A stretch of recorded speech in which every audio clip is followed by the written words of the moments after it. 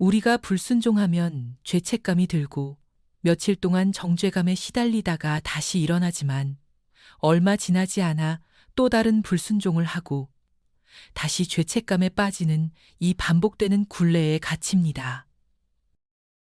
혹시 여러분 중에서 죄를 반복해서 짓는 다람쥐 쳇바퀴 위에서 달리고 있는 분이 계십니까? 이런 식으로 우리가 스스로를 정죄하며 살아가는 방법은 죄의 문제를 해결하는 올바른 방법이 아닙니다.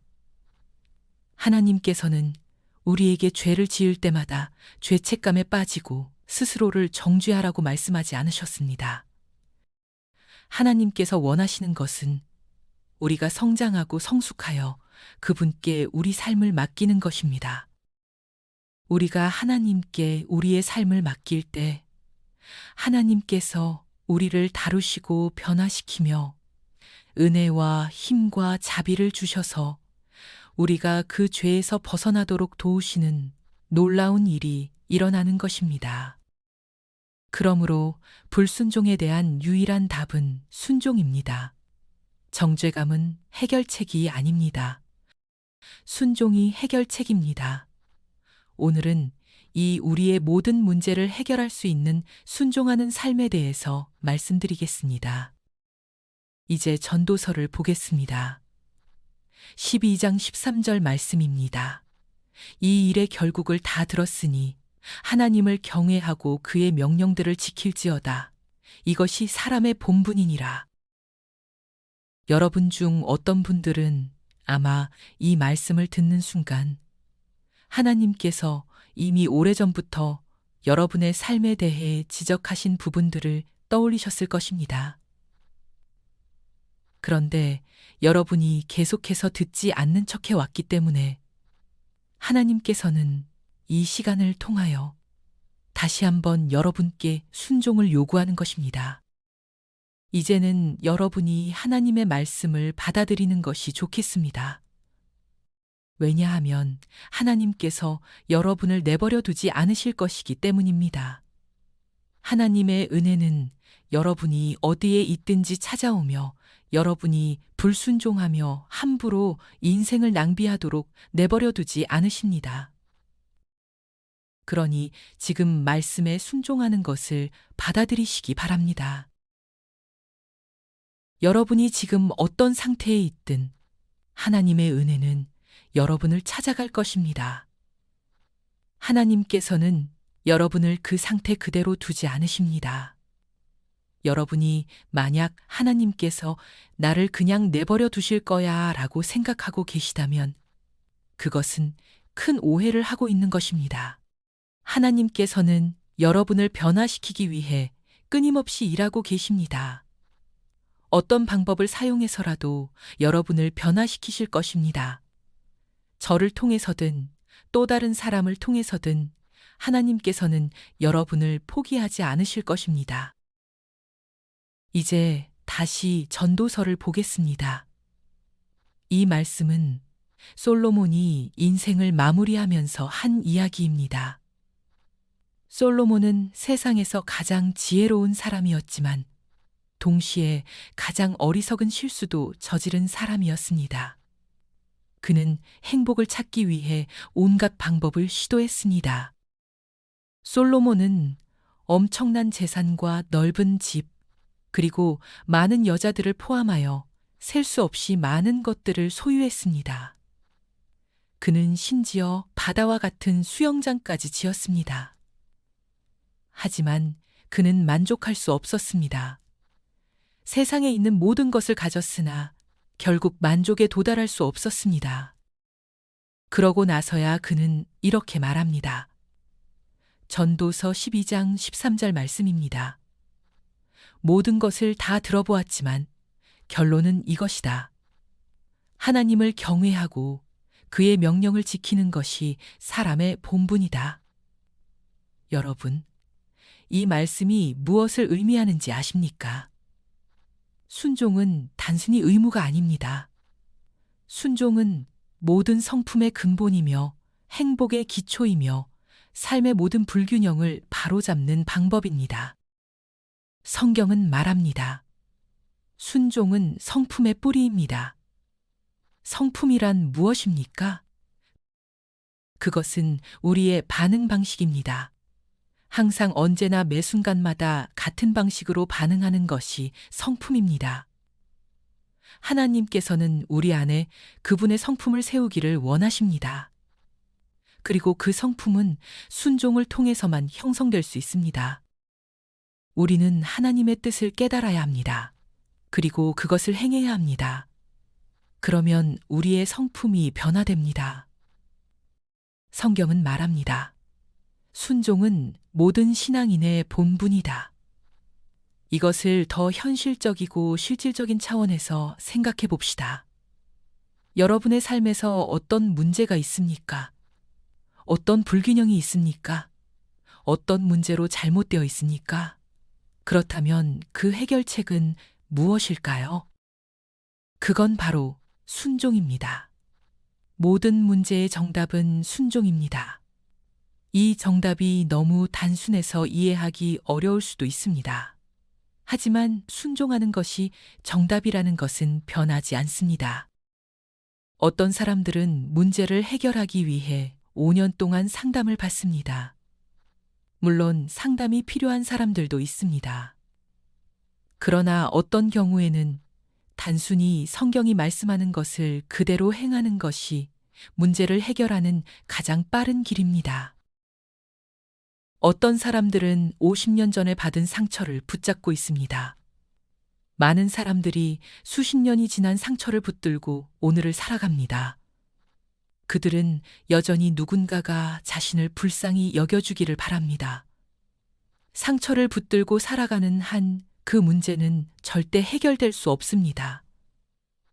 여러분, 언제까지 그렇게 살겠습니까? 우리는 하나님을 붙들고 살아야 합니다. 이제 에베소서 2장 10절 말씀을 함께 보겠습니다. 우리는 그가 만드신 바이다. 그리스도 예수 안에서 선한 일을 위하여 지으심을 받은 자이다. 오늘 주신 말씀을 기억하시길 바랍니다. 우리는 하나님의 작품입니다.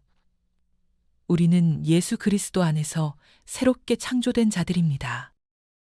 우리가 그리스도 안에서 하나님의 거룩한 자녀로 재창조된 이유는 선한 일을 하기 위해서입니다. 하나님께서는 우리를 위해 미리 계획하신 길을 준비해 놓으셨습니다. 하나님께서 예비하신 그 길을 걷는 것이 바로 순종입니다. 누가 그 길을 걸어야 합니까? 우리가 걸어야 합니다. 하나님께서 모든 것을 준비하셨습니다. 우리에게 축복을 예비해 놓으셨습니다. 그런데도 우리는 종종 하나님의 길을 걷지 않으면서 하나님께서 왜 내 삶을 축복하지 않으시느냐고 불평합니다. 여러분, 하나님은 선하신 분이십니다. 예수님께서 우리에게 오신 이유는 우리가 풍성한 삶을 누리도록 하시기 위함입니다. 요한복음 10장 10절은 이렇게 말씀합니다. 내가 온 것은 양으로 생명을 얻게 하고 더 풍성히 얻게 하려는 것이라. 이 말씀은 하나님의 언약입니다. 우리가 오늘 주신 말씀을 들으며 명심해야 할 것은 우리의 순종 없이는 이 풍성한 삶을 누릴 수 없다는 것입니다. 순종은 하나님께서 우리에게서 무언가를 빼앗아 가시려는 것이 아닙니다. 순종은 하나님께서 우리에게 더 좋은 것을 주시기 위한 방법입니다. 부모가 자녀에게 하는 것처럼 하나님께서도 우리에게 무엇이 가장 좋은지 아십니다. 어린아이가 뜨거운 난로를 만지려고 할 때 부모는 그 손을 잡아 막습니다. 왜 난로를 못 만지게 막습니까? 그 아이가 다치지 않도록 하기 위해서입니다. 이와 마찬가지로 하나님께서도 우리가 해로운 것에서 멀어지고 가장 좋은 것을 누리도록 인도하고 계십니다. 그런데도 우리는 순종하기를 거부할 때가 많습니다. 여러분, 하나님은 여러분이 불안과 초조함, 걱정, 분노, 미움 가운데 살기를 원하시지 않습니다. 하나님은 여러분이 평안과 기쁨 가운데 살기를 원하십니다. 하나님은 여러분이 올바른 관계를 맺고 필요한 것을 공급받으며 다른 사람을 도울 수 있는 삶을 살기를 원하십니다. 그러나 교회에 다니는 것만으로는 부족합니다. 단순히 기독교적인 물건을 소유하고 있다고 해서 변화가 일어나는 것이 아닙니다. 나는 교회도 다니고 성경책도 여러 권 가지고 있고 기독교 티셔츠도 입고 다니니 신앙생활을 잘하고 있다고 생각할 수 있으나 그것만으로는 충분치 않습니다. 우리는 하나님의 말씀을 실제로 순종해야 합니다. 어떤 분들은 저에게 10번 넘게 성경을 통독했다고 자랑합니다. 저는 가끔 이렇게 묻고 싶습니다. 그런데 왜 당신 삶은 변하지 않았습니까? 여러분, 단순히 많은 설교를 듣고 많은 기독교 서적을 소장하는 것만으로는 변화가 일어나지 않습니다. 여러분이 소셜미디어에서 성경 구절을 공유하고 은혜로운 글을 올린다고 해서 자동으로 영적으로 성장하는 것이 아닙니다. 우리의 삶에서 하나님 말씀에 대한 순종이 있어야 합니다. 하나님께서 우리에게 원하시는 것은 단순한 종교적인 습관이 아닙니다. 하나님께서는 우리에게 진정한 변화를 원하십니다. 하나님께서는 단순히 우리가 행복하기만을 원하시는 것이 아니라 우리를 변화시키기 원하십니다. 성경은 우리에게 이렇게 말합니다. 다른 사람이 너희를 대하는 방식대로 행동하지 말고 너희가 대접받고 싶은 대로 대하라. 여러분은 여전히 감정에 휘둘리고 계십니까? 다른 사람이 여러분에게 화를 내면 여러분도 똑같이 화를 내십니까? 이웃이 잘못하고 실수했을 때 이웃에게 똑같이 돌려준다면 그것은 잘못된 것입니다. 가족이나 친구나 회사 동료가 잘못했을 때 우리는 어떻게 대처할지 선택할 수 있습니다. 우리는 우리의 감정이 아니라 말씀을 기준으로 선택하여 말씀을 따라 살아야 합니다. 로버트 루이스 스티븐슨이 이런 말을 했습니다. 나는 약병이 내 시야를 가리는 것을 허락하지 않을 것이다. 우리의 삶에는 여러 가지 어려운 상황이 있을 수 있습니다. 그러나 우리는 그것을 어떻게 바라볼 것인지 선택할 수 있습니다. 신명기 6장 23절에서 24절을 함께 보겠습니다. 여호와께서 우리를 거기서 이끌어내시며 우리에게 주시려고 우리 조상들에게 맹세하신 땅으로 인도하려 하셨으니 여호와께서 우리에게 이 모든 규례를 지키라 명하셨으니 이는 우리가 우리 하나님 여호와를 경외하여 항상 복을 누리도록 하게 하심이라. 아멘. 여러분, 이 말씀을 주목해 보십시오. 하나님께서 우리를 어디서부터 이끌어내셨습니까? 어둠에서, 죄에서, 종살이에서, 사탄의 권세에서 우리를 끌어내셨습니다. 그런데 하나님께서 단순히 거기서 나오게만 하신 것이 아닙니다. 하나님께서 우리를 나오게 하신 이유는 우리를 새로운 곳으로 들어가게 하시기 위함입니다. 모세를 리더로 세우시고 애굽을 탈출하게 하신 이유는 이스라엘 백성들을 가나안으로 들어가도록 하기 위함입니다. 애굽을 나가는 것 자체가 목적이 아닙니다. 우리는 광야에서 훈련받고 가나안으로 들어가야 하는 것입니다. 하나님께서 왜 우리에게 규례와 계명을 주셨습니까? 단순히 부담을 주기 위해서가 아닙니다. 그것은 우리를 위한 것입니다. 여러분, 부모라면 누구나 자녀에게 이렇게 말해본 적이 있을 것입니다.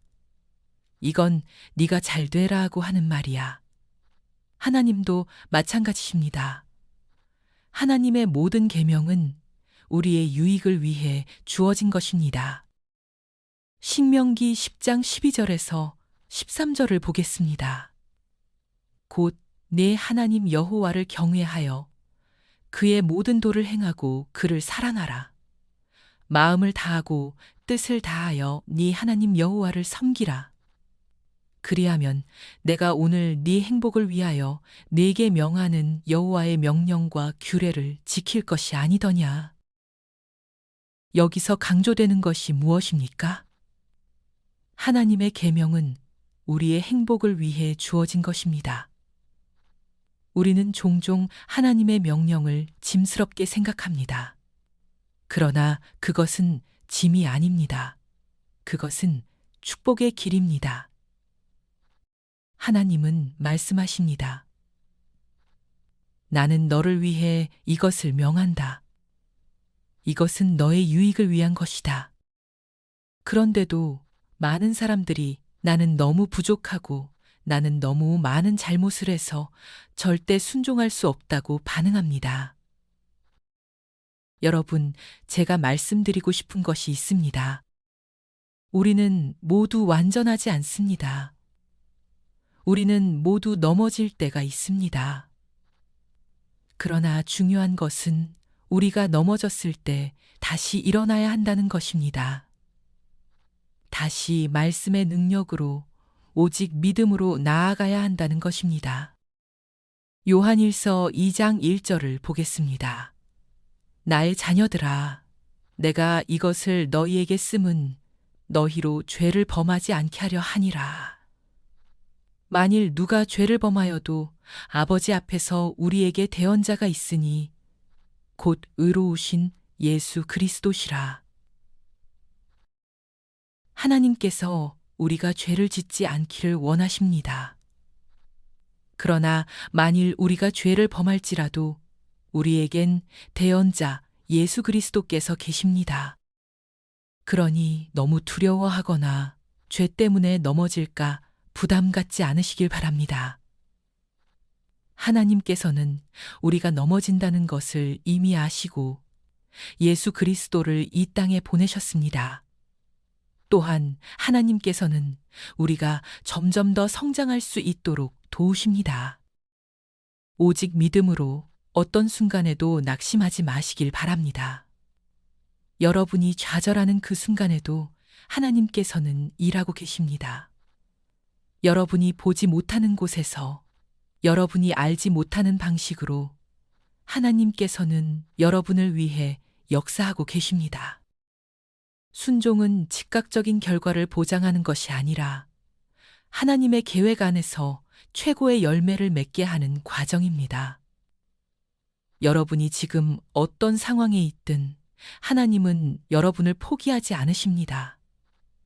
그러니 여러분도 스스로를 포기하지 말아야 합니다. 오직 믿음으로 나아가시길 바랍니다. 이제 함께 기도하겠습니다. 하나님, 오늘 이 시간을 통하여 순종을 알게 하심에 감사합니다. 저희를 죄와 어둠에서 건져내시고 순종의 길로 인도하심에 감사합니다. 때로는 저희가 넘어지고 연약하여 죄책감에 빠지기도 하지만 주님께서 우리를 정죄하지 않으시고 은혜로 회복시키심을 믿습니다. 날마다 우리의 마음을 새롭게 하시고 주님의 뜻에 온전히 순종하는 삶을 살게 하시고 감정이 아닌 믿음으로 선택하며 우리의 삶이 말씀 위에 굳건히 서도록 도와주세요. 낙심하지 않게 하시고 하나님께서 일하고 계심을 신뢰하며 기다릴 수 있도록 인도하여 주세요. 우리의 모든 길을 주님께 맡깁니다. 끝까지 말씀을 붙들고 오직 주님만을 따라가기를 원합니다. 우리를 사랑으로 붙들어 주시고 말씀을 따라 순종할 수 있게 인도하심에 감사드리며 우리 주 예수 그리스도의 이름을 받들어 기도하옵나이다. 아멘.